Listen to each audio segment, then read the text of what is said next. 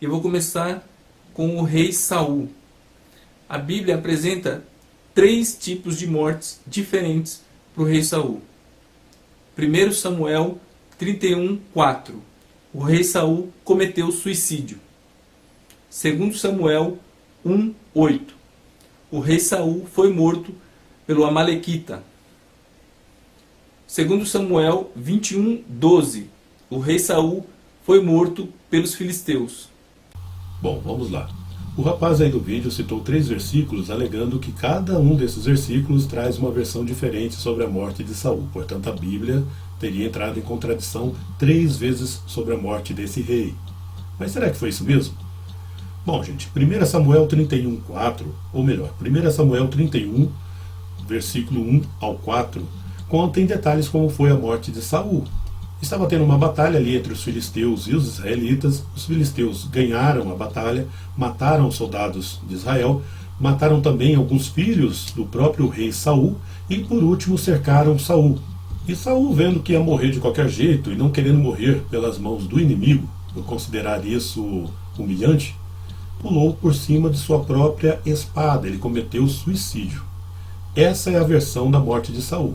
Só que em 2 Samuel 1:8 aparece um amalequita falando para Davi que ele tinha matado Saul.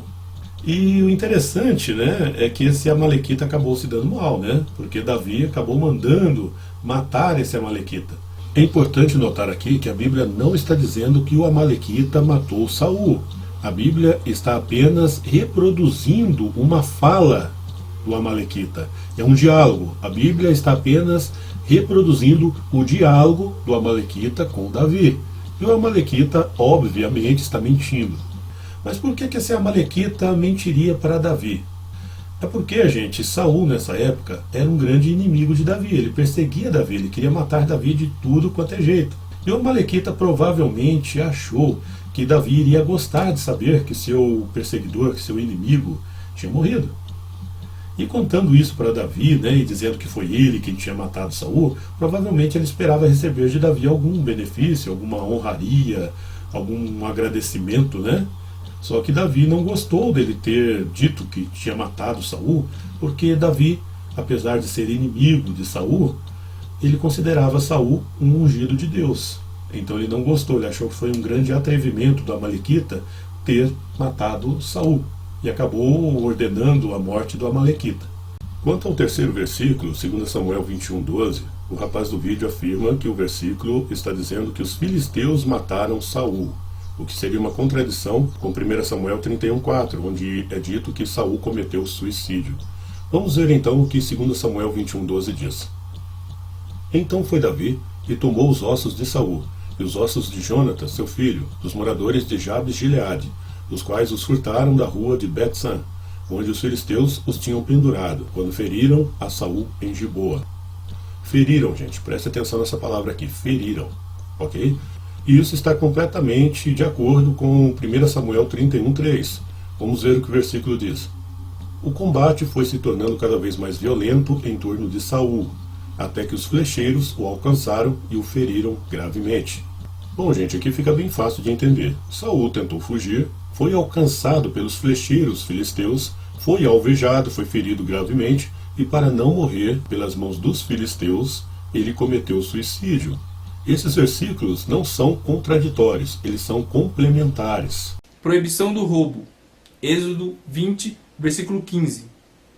Deus manda roubar os egípcios. Êxodo 3, 21. Será que Deus mandou mesmo o seu povo roubar os egípcios? Eu acho que não.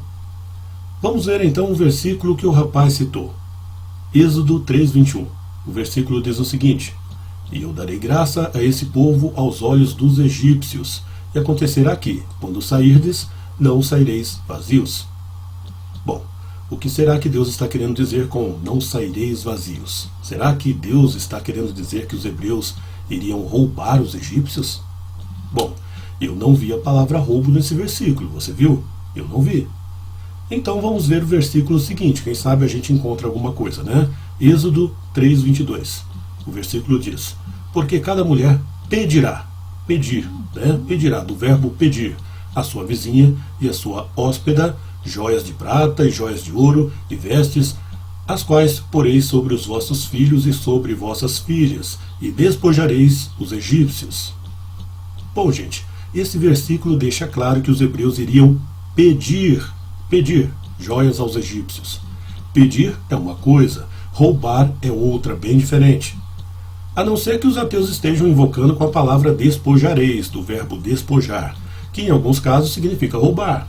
No entanto, essa palavra também significa desapossar ou privar da posse, sem envolver roubo, claro. E é justamente o que os hebreus estão fazendo aqui. Eles privaram os egípcios de algumas riquezas, mas não através do roubo. O versículo deixa claro que eles pediram, ok? Mas por que Deus mandou o seu povo pedir joias aos egípcios, afinal de contas? Simples, gente. O trabalhador é digno de seu salário. O povo hebreu trabalhou como escravo e merecia receber o salário que nunca lhes foi pago. Mas não deviam tirar nada à força dos egípcios. Deus faria surgir nos egípcios uma atitude favorável, ou seja, quando os hebreus pedissem joias, eles dariam de bom grado. E assim Deus libertou o seu povo da escravidão e ainda garantiu que eles recebessem alguma coisa pelo trabalho deles. Vamos dar um salto na história para a época de Moisés. Isso não quer dizer que não exista contradições antes. Existe e muita. Mas vamos lá. Em Êxodo 9:3, Deus mata todos os animais do Egito com uma peste. E Deus mata todos os animais do Egito com uma chuva de granizo em Êxodo 9:19. Mas ele já não tinha matado todos os animais antes? O rapaz do vídeo só precisa prestar atenção em um detalhe do próprio versículo que está citando. O versículo diz que a pestilência atingiria os gados que estavam no campo. Ao que parece, os gados protegidos nos currais ou em outros lugares não foram atingidos por essa praga. Porém, todos os animais que estavam no campo morreram. Em Gênesis 6:4, fala sobre os gigantes que existiam na terra. Porém, após o dilúvio, em que sobreviveram apenas Noé e sua família, os gigantes continuaram existindo na terra em Números 13:33. Se os gigantes foram mortos no dilúvio, então por que a Bíblia continua falando de gigantes após o dilúvio? Isso acontece porque os hebreus tinham o costume de chamar de gigantes qualquer povo de grande estatura. Os gigantes que viveram antes do dilúvio morreram todos no dilúvio. Os gigantes que são citados após o dilúvio são povos de grande estatura, mas sem ligação com os gigantes pré-diluvianos. Existiram vários povos chamados de gigantes pelos hebreus, tais como os Enaquins, Refaíns, Emins e Zuzins. Os gigantes pós-diluvianos surgiram principalmente da linhagem de Canaã, filho de Noé. Porra, contradição no mesmo capítulo. O filho não deve ser castigado pelos erros de seu pai. É o que diz em Deuteronômio 24:16. Em Deuteronômio 5:9, ele se vinga da crueldade do pai nos filhos até a 4ª geração. Esses dois versículos não se contradizem por um motivo bem simples. Os dois estão falando de situações diferentes. Deuteronômio 5:9 está falando sobre a conduta que Deus tinha com certos pecadores. Já o versículo de Deuteronômio 24:16 mostra uma regra de convívio social, uma lei. O versículo diz o seguinte: os pais não serão mortos por causa de crimes cometidos pelos filhos, nem os filhos por causa de crimes cometidos pelos pais. Uma pessoa será morta somente como castigo pelo crime que ela mesma cometeu. Segundo essa lei, uma pessoa não poderia ser punida no lugar do verdadeiro criminoso. No entanto, em Deuteronômio 5:9, Deus está dizendo que costumava punir não só a pessoa que cometeu o erro, mas também a geração dela. Isso pode até parecer injusto, mas o que estamos analisando aqui não é se a conduta de Deus é justa ou não, mas se há contradição entre esses dois versículos. E como vimos, não existe contradição aqui, pois em Deuteronômio 5:9 vemos o modo de agir de Deus diante do pecador, e em Deuteronômio 24:16 vemos o modo em que os juízes deveriam julgar um crime. O fato de Deus ordenar uma coisa e agir de outra forma também não constitui contradição, pois Deus não estava sujeito às leis que regiam a nação hebraica. As leis foram feitas para os hebreus observarem. Nós devemos amar a Deus. Deuteronômio 6, versículo 5. Nós devemos temer a Deus. Deuteronômio 6, versículo 13. O nosso amigo ateu acha que existe uma contradição entre esses dois versículos, porque o primeiro diz que temos que amar a Deus, e o segundo diz que devemos temer a Deus. Mas ele está errado. Sabemos que na língua portuguesa a palavra temer significa ter medo, pavor, fobia, se é que também pode significar reverenciar. No entanto, os dois versículos que ele citou foram escritos originalmente em hebraico, e portanto o mais correto aqui é verificarmos o sentido da palavra temer na própria língua hebraica. Vamos lá então. Existem pelo menos duas palavras do hebraico bíblico que são traduzidas como temer. A primeira é parad, que significa medo, assim de uma forma geral. A segunda é ire, que é um tipo de temor reverencial associado à autoridade, poder e santidade. A palavra usada em Deuteronômio 6,13 foi ire.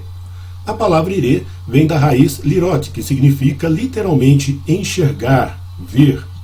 Portanto, quando essa palavra aparece em Deuteronômio 6,13, ela não tem o sentido de medo ou pavor, e sim de reverência, de andar diante de Deus como se pudesse enxergá-lo.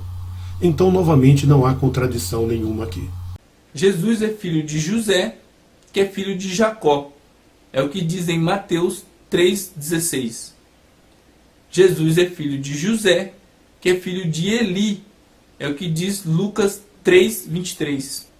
Bom, o motivo da genealogia de Jesus apresentada no livro de Mateus ser diferente da apresentada no livro de Lucas se deve ao fato de que Mateus retratou a linhagem ancestral de Jesus pela linha paterna, ou seja, a de José, que apesar de não ter sido o pai biológico de Jesus, era pai legal, fazendo com que Jesus se tornasse legalmente um descendente de Davi. Lucas, por sua vez, usou a linhagem materna, ou seja, de Maria.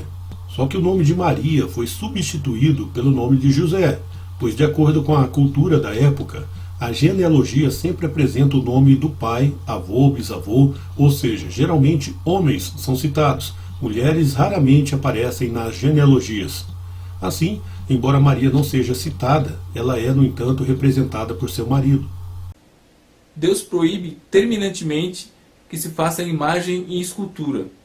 Está lá em Êxodo 20, versículo 4. Logo em seguida, em Êxodo 25, 18, ele ordena que se faça 2 estátuas em ouro maciço. Gente, Deus não tem automatonofobia. Ele não tem pavor de estátuas. Ok? É claro que em Êxodo 20, versículo 4, ele não está proibindo a fabricação de qualquer tipo de imagem de escultura, e sim de imagens de ídolos, ou seja, imagens que representavam deuses. Isso tanto é verdade que no versículo anterior ele fala claramente sobre não ter outros deuses diante dele, e no versículo 5 ele ainda proíbe as pessoas de se ajoelharem diante dessas imagens. É óbvio que a proibição era de imagens de ídolos, deuses. As imagens dos querumbins de ouro que Deus mandou fazer sobre a Arca da Aliança eram apenas simbólicas e decorativas. Em momento algum a Bíblia mostra um hebreu adorando aquelas imagens ou se ajoelhando diante delas para adorá-las. Eram apenas adornos que simbolizavam coisas espirituais, muito diferentes de imagens de deuses. Um outro exemplo que posso citar foi a serpente de metal que Moisés construiu a mando de Deus em Números 21:9. Essa serpente era uma tipologia de Cristo. Ela também não tinha sido feita para ser adorada, mas com o passar do tempo, o povo começou a cultuar essa estátua e ela teve que ser destruída. Como todos vocês sabem, a alegação que a Bíblia tem para as diversas línguas espalhadas pelo mundo é a Torre de Babel. Em Gênesis 11:1, fala que havia uma única língua e Deus criou vários idiomas para que as pessoas não pudessem se entender. Porém, um capítulo antes, Gênesis 10:5, fala que havia diversas nações e cada uma com a sua própria língua. Uma confusãozinha boba do ateu aí, né? O capítulo 10 de Gênesis começa listando alguns descendentes de Noé e de seus 3 filhos, Sem, Cã e Jafé. No versículo 5, a Bíblia diz que os descendentes de Jafé foram morar no litoral e nas ilhas, e que eles foram separados em povos e línguas diferentes. Isso indica que já existiam várias línguas na época em que os descendentes de Jafé foram morar nesses lugares, e não apenas uma língua. O erro do rapaz do vídeo é justamente achar que os capítulos 10 e 11 de Gênesis estão narrando acontecimentos em ordem cronológica. É claro que quando Gênesis 10:5 fala sobre várias línguas e povos, o caso da confusão das línguas na Torre de Babel, citado no capítulo 11, já tinha acontecido.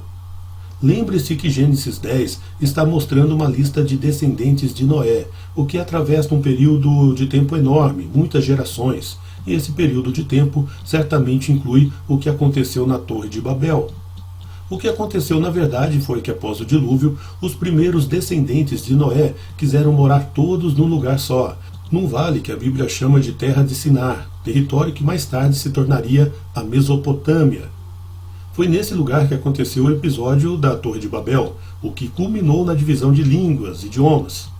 Então, a partir daí, os povos se separaram, cada povo de acordo com seu idioma. Por isso, Gênesis 10:5 diz que quando os descendentes de Jafé foram separados, já existiam várias línguas, pois, obviamente, o caso da Torre de Babel já tinha acontecido nessa época. Deus proíbe a mentira. Êxodo 20, versículo 16. Deus permite a mentira. 1 Reis 22:22. 1 Reis 22:22 mostra um tipo de castigo chamado operação do erro. Esse castigo consiste em permitir que a pessoa que prefere acreditar sempre em mentiras seja enganada pelas próprias mentiras que tanto gosta de ouvir. A operação do erro também é mencionada no Novo Testamento, em 2 Tessalonicenses 2:11, onde o versículo diz o seguinte: E por isso Deus lhes enviará a operação do erro, para que creiam a mentira.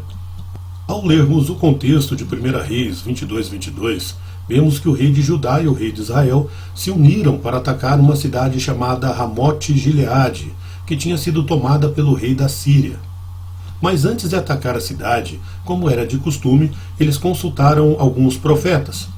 Porém, Acabe, rei de Israel, se recusava a ouvir a verdade. Ele queria só ouvir profecias que lhe agradavam. Então, como castigo, Deus permitiu que os profetas fossem tomados por um espírito mentiroso e passassem a dizer somente o que Acabe queria ouvir. No entanto, ainda existia um profeta que dizia a verdade, e esse era Micaías. Micaías disse ao rei que ele não se daria bem na batalha, e que seus profetas estavam mentindo para ele. Aqui nós vemos Deus dando uma última chance ao rei de Israel. Mesmo assim, o rei Acabe preferiu ouvir somente os profetas que estavam dizendo coisas boas para ele, e mandou prender o profeta Micaías. E o resultado foi que o rei acabou morrendo depois de ser gravemente ferido na batalha. Como já deu para perceber, o castigo chamado Operação do Erro consiste em permitir que a pessoa que prefere constantemente a mentira seja enganada pela própria mentira. Isso não significa que Deus goste de mentira ou que ele apoie a mentira. Significa apenas que, nesse caso, ele permite que a mentira engane a pessoa que ama a mentira. Portanto, esse versículo não entra em contradição com Êxodo 20:16, onde Deus proíbe o falso testemunho. Lembrando que Êxodo 20:16 era uma lei, ou seja, uma regra de convívio social que os hebreus deviam observar. Já o que 1 Reis 22:22 mostra é um tipo de castigo aplicado por Deus. Portanto, não existe contradição entre um versículo e outro.